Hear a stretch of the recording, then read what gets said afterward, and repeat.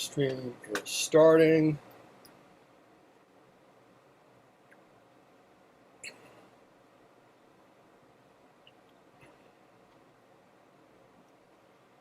All right, I'm gonna go dark and then allow everyone in. All right, and we're off.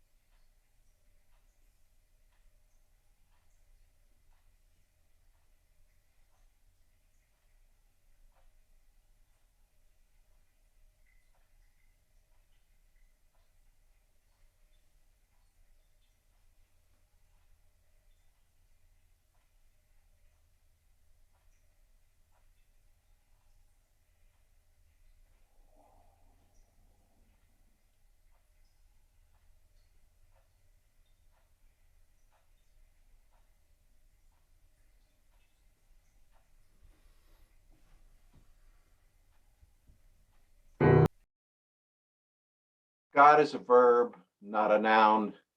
I am who I am. I will be who I will be. Dynamic, seething, active, web of love poured out, given, received, exchanged, one God in vibrant community, always on the move. Slipping through our fingers, blowing through the nets we cast to hold and name, confined to nouns, to labels, freeze frame stasis, pinned like a butterfly, solid, cold, controlled, lifeless. I am who I am, I will be who I will be, not pinned down by names, labels, buildings, traditions, or even by nails to wood.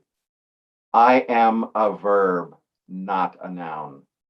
Living, free, exuberant, always on the move.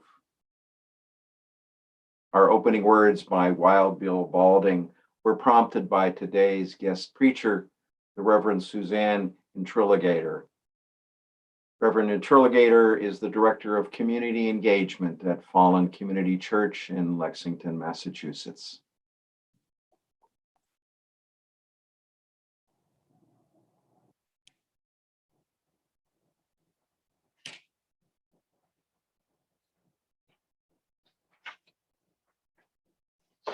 In the light of truth, the warmth of community, and the fire of commitment, we gather this day. May the flame we now kindle be to us a symbol of the holiness we seek. We are Unitarian Universalists, the Church of open minds, loving hearts, and helping hands.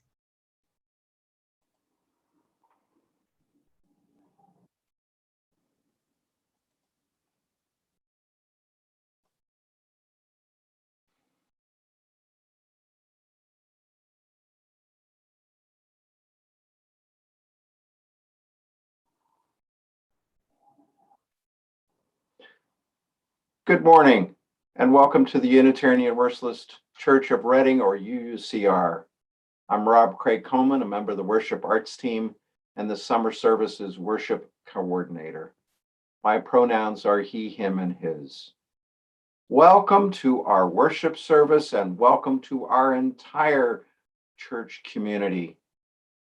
We welcome you to join with us as we seek to fulfill our mission to nurture and explore individual spirituality, build a committed and loving community, and to heal the world. As mentioned, today we are pleased to share our pulpit with the Reverend Suzanne Interligator, Director of Community Engagement at Fallen Community Church in Lexington. Reverend Interligator, as well as our minister, the Reverend Hank Purse, are part of a collaborative for sharing pulpits during the summer services across this region of our denomination. I think you will find both challenge and inspiration in her preaching this morning. I also want to note that Allison Stillers is providing uncredited tech support for the service today. Our thanks to Allison and as always to Al as well. If you're with us for the first time, a special welcome. Please check back to our website and look for the link that says click for more information about our virtual worship options during COVID-19. This link will lead you to much of what you need to make a broader and deeper connection to UUCR. For example, you can sign up for the email newsletter where you get information about ongoing events and other news from the church, as well as the link to the social hour that follows today's service as it does each Sunday service. On the website, you can also find contact information for Melissa Martin, our Member Services Coordinator, who can help you get even more deeply connected. And finally, I want to tell you something. You are welcome here because we believe you belong here. Now, maybe it's just for the next hour, but we hope it's for longer. You are welcome here, and we are glad you are here, just as we are glad to be together this morning. And now, look to the chat for the words to our opening hymn, number 360, Here We Have Gathered.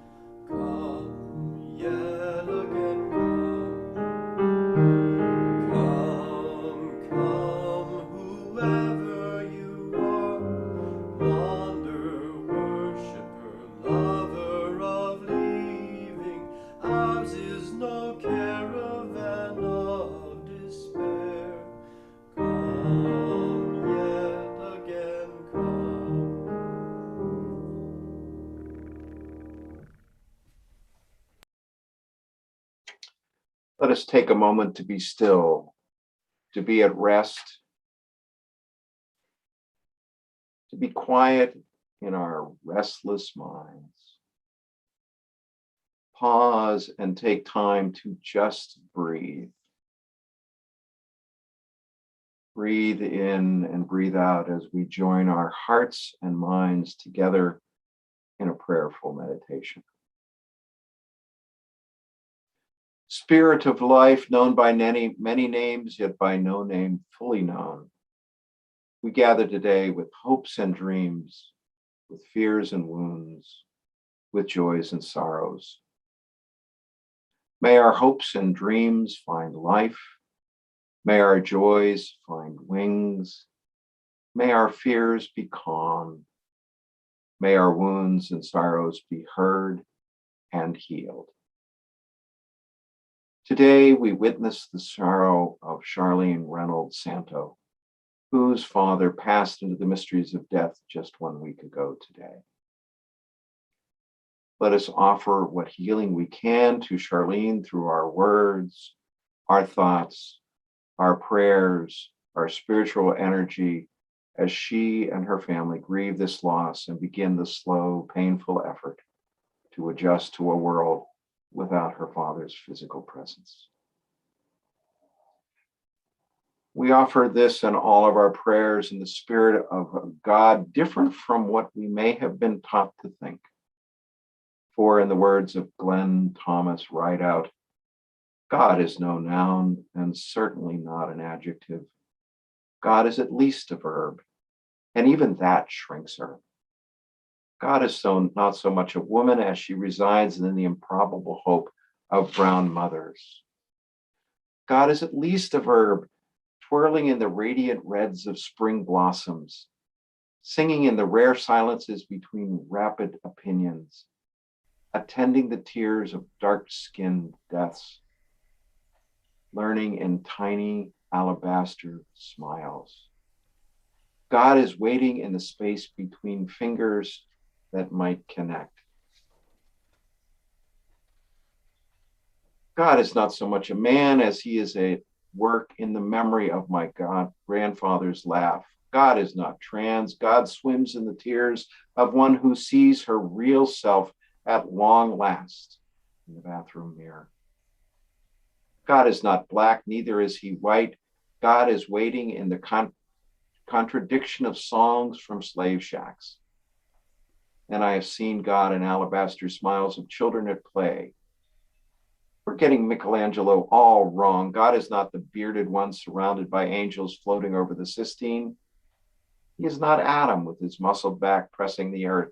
No, God is the closing inch of space between their reaching fingers. Don't believe for a moment that God is Catholic. For God's sake, he isn't even human. Have you heard the wood thrush? God is at least a verb, twirling in the radiant reeds of spring.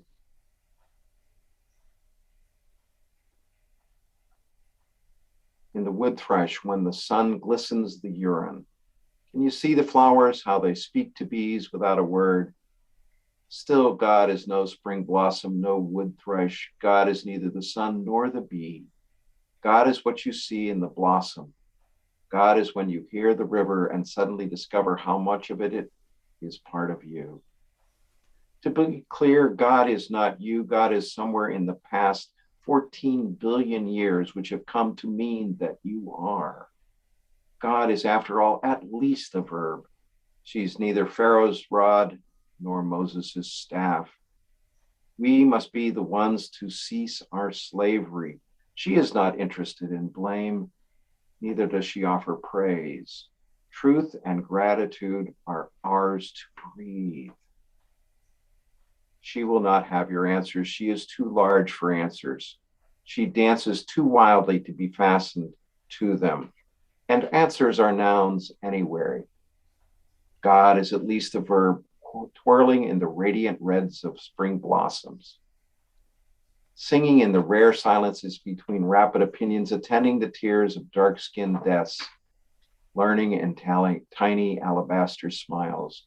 God is waiting in the space between fingers that might connect. He is waiting for us to stop naming her.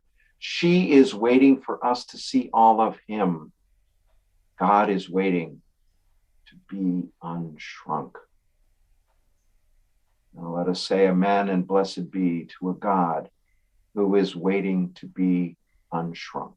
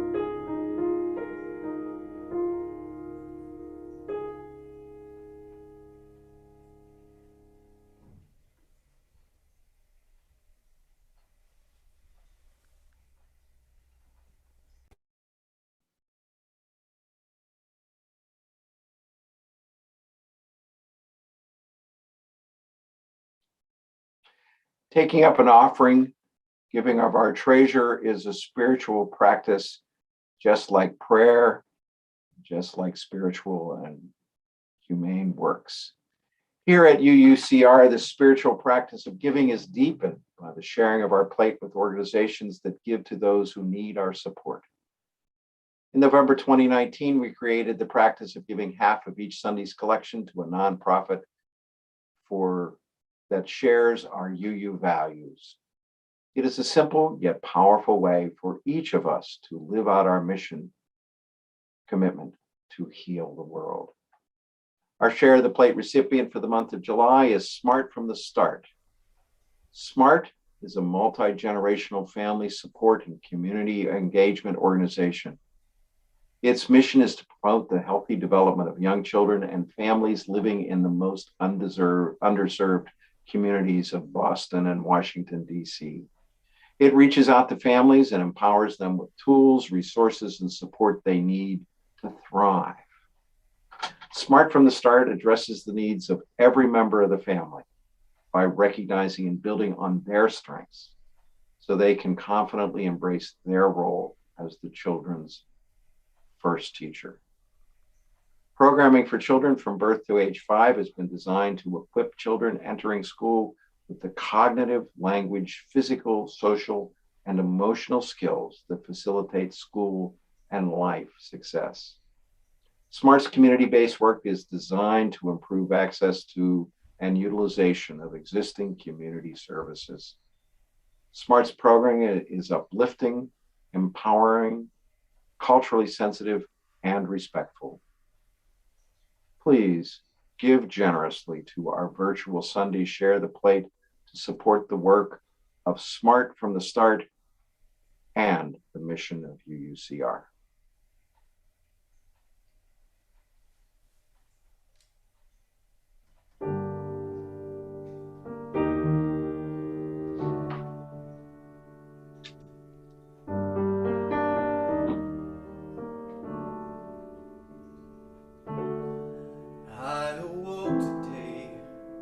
Found the frost perched on the town.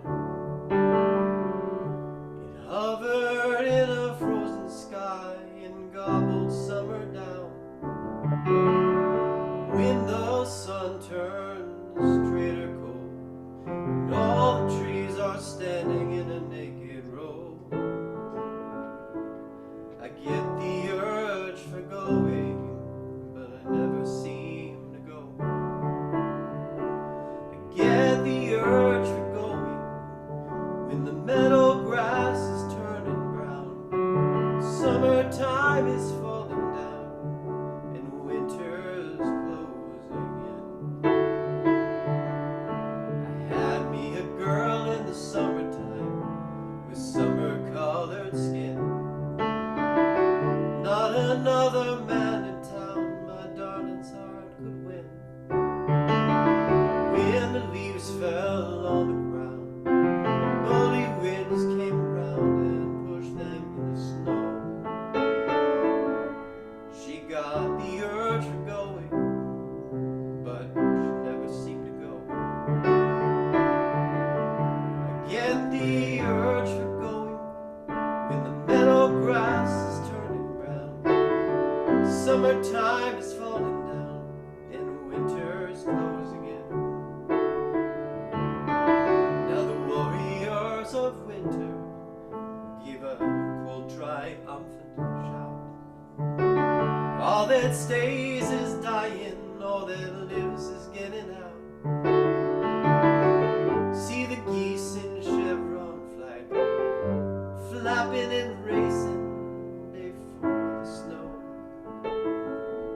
They got the urge for going, they got the wings to fly.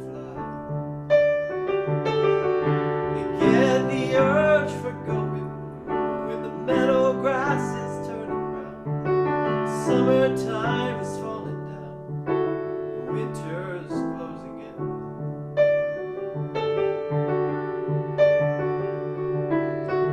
I'll ply the fire with kindling now. I pull the blankets to my chin. Lock the vagrant winter out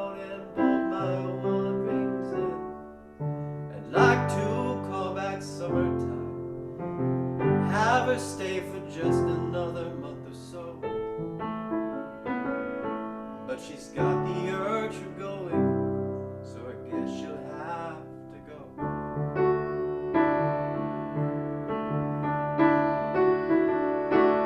Got the urge for going. Middle grass is turning brown, and all her empire's closing down. Winter's closing in. I get the urge for going. The meadow grass is turning brown. Summertime is falling down, and winter is closing in.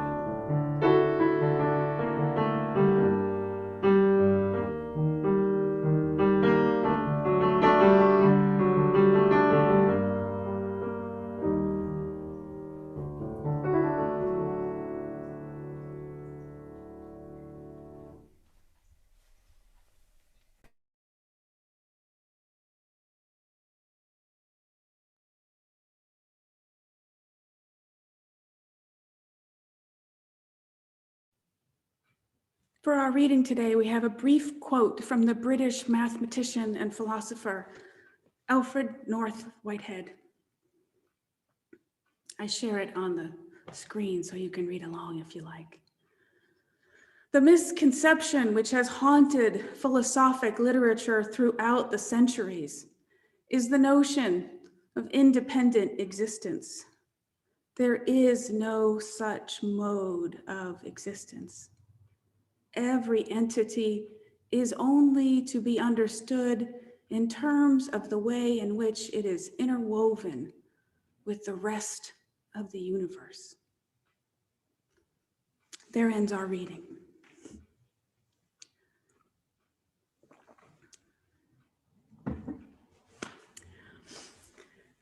Because it's springtime, let's start out with a spring metaphor from the garden. Now, I'm not much of a gardener myself, but I like to imagine that I do gardening. I'm an imaginary gardener. But thanks goodness, this metaphor works for that too, for all of us imaginary gardeners. I imagine that this time of the year, there's a lot of prep work to do if you have a garden. In the spring, when you first go out to your garden plot or just anywhere in your yard, really, there's often a lot of dead stuff that you have to clear away. There's fallen branches and old leaves and dried up vines. Next, after that, there's probably other extraneous stuff to remove, old plant pots and maybe some rubbish that's blown into your yard, candy wrappers, things like that. Then, of course, you have to deal with the weeds or the plants you don't want. Finally, after all that, you get to the soil and you dig. You want to churn it up a bit, rake it and hoe it, get rid of the stones and old roots, detritus that's beneath the surface, turn it all over so you can make a fresh start. It's only then, after you've cleared and churned and removed all the dead stuff, that you can start the second phase right. Only then can you add the fertilizer and plant the seeds and water them, right? I think that's right. Well, what if your spiritual life is like that? What if now, in this month of becoming, now is a good time to clear away all the old theological junk that's not working for you anymore? Bad ideas like rocks that just get in the way, roots and leaves that stopped growing a long time ago, detritus that's just clogging up the system. Is there a tool that you could use to rake up this garden, to hoe this row, to churn it up and separate the dead from the living, clearing up and clear up? Well, yes, I'm going to say there is. That's my introduction to process theology, because I think it can work in just this way for you as it has for me. Let's try it. Now, there's lots of context that you need, history and physics and theology that need to set the stage for a good introduction to process theology, and I will get to all that stuff eventually, trust me. For now, though, let's stick with the simple gardening metaphor. Before we can plant new seeds of theology, new ideas about God, we're going to grab a hoe and clear out the space. So we're going to talk about what God is not. Charles Hartshorne was an influential 20th century American philosopher, widely considered a principal founder of process theology. He studied at Harvard and then went on to teach at the University of Chicago, Emory, and the University of Texas. Hartshorne was married in a Universalist church, and he taught for several years at a UU seminary, but he never actually called himself a UU. For many years, both in Austin and in Atlanta, Hartshorne regularly attended UU services, and he pledged to those churches. While most of his 20 books are fairly dense philosophical tracts, Hartshorne intended his 1984 book for a general audience, and I think it's a good place to start for anyone who was raised Catholic or mainstream Protestant, or even just raised in our broader American culture. In my opinion, this book can work like a metaphorical rake or hoe in clearing out the detritus. It's called Omnipotence and Other Theological Mistakes. In it, Hartshorne contends that many, if not most, of our current widespread notions about God are not logically consistent or even in keeping with biblical ideas. He shows that these notions were in fact developed in the Middle Ages by European church theologians who grounded them in rather limited understandings of Greek philosophy. For example, according to Hartshorne's work, most mainstream Christian theology derived from the proposition that God is absolutely perfect and therefore unchangeable. That idea actually comes from Plato's Republic, which claimed that God, being perfect, cannot change, not for the better, since perfect means that there can be no better, and not for the worse, since ability to change for the worse, to decay, degenerate, or become corrupt, is a weakness, it's an imperfection, right? So God is perfectly unchangeable. The thing is, as Hartshorne points out, this idea of perfect doesn't make any sense. How can we even conceive of a perfect that excludes any kind of change or growth? The ordinary meanings of the word do not include that idea. In fact, there are many places even in the Bible where God is called perfect, but then shown to be changeable. You can think of examples where God changes God's mind. And other places in the Bible, humans are called perfect. And we don't ever think of them as unchangeable, do we? From this Platonic ideal of perfection, the medieval theologians derived the idea of omnipotence, which is God's perfect power over everything, and omniscience, God's perfect knowledge of everything. For Hartshorne, these are equally troubling ideas, and a lot of other people too. If God has this perfect power, then God is to blame for every unfortunate event that happens, everything bad and evil in the world. And if God has perfect knowledge of everything that will happen, then how are humans free to make any choices at all? According to Hartshorne, the idea of omniscience was not affirmed in the Bible. It was also rejected by Aristotle, and it's absent from all the philosophy in India, China, and Japan. Hartshorne concludes from all this that, like the idea of omnipotence, omniscience is largely an invention of Western thought in the Dark or Middle Ages. Yet today, it still goes unchallenged in most current religious thinking, unquote. So, are you following along here? Medieval theologians, that means mostly Catholic philosophers, along with some early Protestants, created these ideas about God based on their reading of Plato. They took the idea of an ancient Greek guy who, remember, knew nothing about Judaism or Christianity or the Bible, and they applied these ideas to the Christian God and then extrapolated them onto Christianity and built a theology around it. And that is a theology that we are still all carrying around in our heads. Even those of us who weren't raised in a church, even those who would say they don't or never believed in God, carry around this idea of God as an absolute, unchanging perfection because it's embedded in our culture. But what if that's not at all what Moses and the prophets were talking about? What if that has nothing whatsoever to do with the God that Jesus talked about? What if God is not all-knowing or all-powerful or even all good? What if God changes and grows? What if God is influenced or shifted by what we do? And, or if we let go of these ideas about perfection, omniscience, and omnipotence, what does the word God even mean? Is there even a purpose in using that word? Well, of course, you get to decide if that word has meaning to you. But I will give you my 2 cents because that's my job. To me, there are still 2 very compelling reasons to use the word God. And more than just use it, I mean to reclaim it, to pull it away from that wrong meaning, to pull it away from the idolatry that we have developed around perfection. Here are my 2 reasons to reclaim God. 1, we have this amazing human cultural resource called Scripture, which has purpose and meaning around the world. And when you remove all the perfection ideology from it, it becomes way more interesting to read. And maybe way more powerful in the lives of humans who were raised to value it. More on that in another sermon. 2, there is still huge value to be had in discussing ultimate good, which many people call God.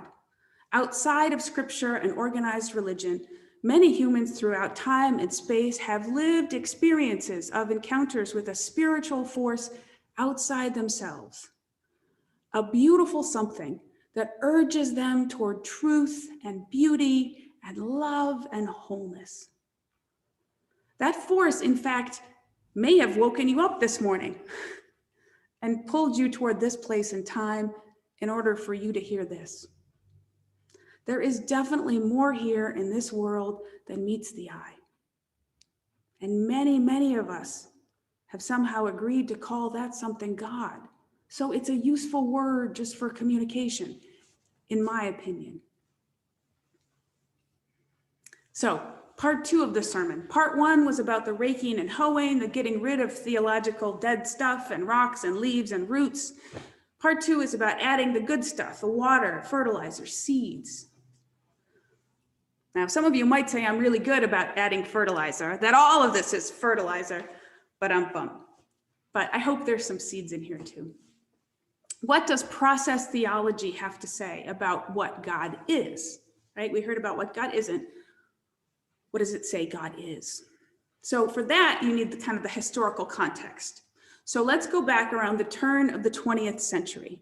Back then, Western culture was firmly rooted in Enlightenment principles and Newtonian ideas about physics and cosmology. People, planets, matter, things were finite objects with clear boundaries, governed by measurable forces, billiard balls bouncing off each other. And God was the all-knowing watchmaker who set up the whole mechanistic universe according to his will, and then watched it all play out. And of course, he already knew the ending before it started. But then, around the turn of the 20th century, came Einstein and modern physics. And we humans learned that matter is not what we thought it was. It's not so easily defined. A table is not just a table. It is a mass of atoms in motion, a storm of energy, an event in time. Right? And that happened to everyone. Our human ideas about knowledge, about what we did know and about what we could know, turned inside out. Modern physics begat massive paradigm shifts in all areas of thought, rippling out from physics to philosophy to religion. And standing there in the middle of all of it was Alfred North Whitehead, an English mathematician who at the apex of his career came to Harvard and lived for a couple of decades just over there. A few miles. In the 1910s, 19-teens and 20s, after Whitehead had written one of the world's most important books ever on math and logic, Whitehead turned to philosophy and created a whole metaphysical system that radically departed from previous Western philosophy, in parallel with modern physics. Whitehead rejected the idea that reality is built from bits of matter that exist independently from one another. He was reading the physicists. Instead, Whitehead argued, reality consists of processes, and processes are best defined in relationship to other processes. One of Whitehead's students at Harvard was Charles Hartshorne. So you see, once we humans could see that a table was not just a table, a finite thing separate from everything else, that it was actually a mass of energy and motion, then we could also see that people were not separate and finite. God was not separate and finite, not an all-knowing watchmaker set up in the sky. So God became a process too, interwoven and connected with all the other processes. Whitehead and Hartshorne and process theology over the decades released God from the clutches of Plato and perfectionism, from the agenda of medieval clerics, from the materialistic mechanics of Newton. Instead of power over, process theology describes a God of power with, a God who is completely relational, who exists only in relationships, a God who is supremely affected by even the tiniest joys and smallest of sorrows, a God who calls us to love beyond hate, to transformational love, like that shown by Jesus and Gandhi and King. But what is God then? Not a guy with a beard on a cloud, but something more amorphous, an energy that we can feel, a mystical connection that we can intuit in creativity and art, a force for love that we might call the spirit of life. God can be whatever you experience God to be. Whatever is that force that you feel calling you toward greater love, greater peace, greater justice in this world. I once knew a woman who was in recovery and needed to pray to a higher power, someone she could ask for help when she felt scared or lonely. Quite rightly, she chose her grandmother, who had passed away just a few years before. God doesn't need to be perfect, all-knowing, or all-powerful. God is whatever helps you to become your whole, healed, healthy being. That is the seed that I want to plant today. God is or can be whatever your experience of God is. That is not a silly frou-frou idea. That is an idea that's 100 years old, that has been verified and understood and explained by some of the greatest minds the planet has ever hosted. I am not one of them. It's all above my pay grade, but I do really work to understand it, because that is the idea of process theology. It has freed us from these centuries of restraint, from a God that doesn't make sense. For me, process theology accomplishes two really important tasks. It sweeps away the old rotten stuff, the theology that was formed to promote patriarchy and empire and oppression. And once those are gone, it opens a space for our own exploration, fertile ground for new seeds to find a home, seeds that are carried in by the wind of your own fresh spiritual experience. Is your garden ready? What beautiful new thing will be planted there?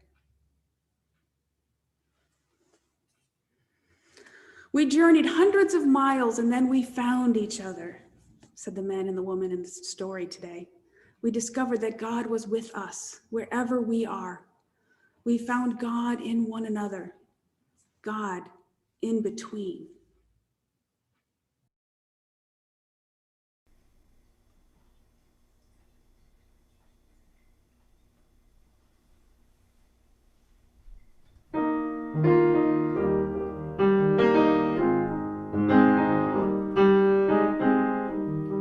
There's a river flowing in my soul. There's a river flowing in my soul, and it's telling me that I'm somebody. There's a river flowing in my soul. There's a river flowing in my heart. There's a river flowing in my heart, and it's telling me that I'm somebody. There's a river flowing in my heart. There's a river flowing in my mind. There's a river flowing in my mind, and it's telling me that I'm somebody. There's a river flowing in my mind.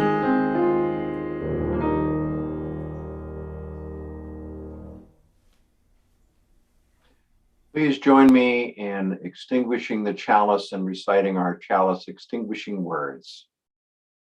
We extinguish this flame, but not the light of truth, the warmth of community, or the fire of commitment.